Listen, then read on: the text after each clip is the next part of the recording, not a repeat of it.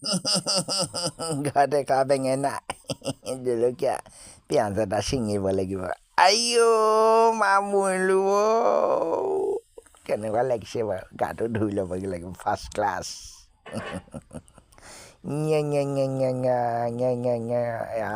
fresh fresh হৈ গৈছোঁ মই শুকুৱাই লওঁ অকণমান গাটো এতিয়া আৰু চব্জি বনাব লাগিব বেঙেনা এফালে এইটো পিঁয়াজৰ পাত এইবোৰ চব মোৰ ঘৰতে কৰা আকৌ জলকীয়া দেখিছেনে নাই ইমান ধুনীয়া ধুনীয়া এইটো কি বুলি কয় এইটো আছাম ট্ৰেক্টৰ ধুনীয়াকৈ কাটি লওঁ অকণমান ধুই ল'ব লাগিব নহয় ধুনীয়াকৈ এতিয়া অকণমান পিচ পিচকৈ কাটি লওঁ দীঘল দীঘলকৈ তেতিয়াহে ভাল লাগিব জলকীয়া অলপ জ্বলা হ'লে ভাল লাগে আৰু আদা দিম ধুনীয়াকৈ এতিয়া ধুব লাগিব পানীটো থাকিবলৈ নিদিবা আকৌ দেই এইটো আপোনালোকে তাত পায় নে নাপায় বাৰু এতিয়া চাব দেই চব মিলাই ল'ব লাগিব এইফালে তাই গোটেই ঝাৰু মাৰি আছে আৰু ছোৱালীজনীয়ে লগতে ভাগি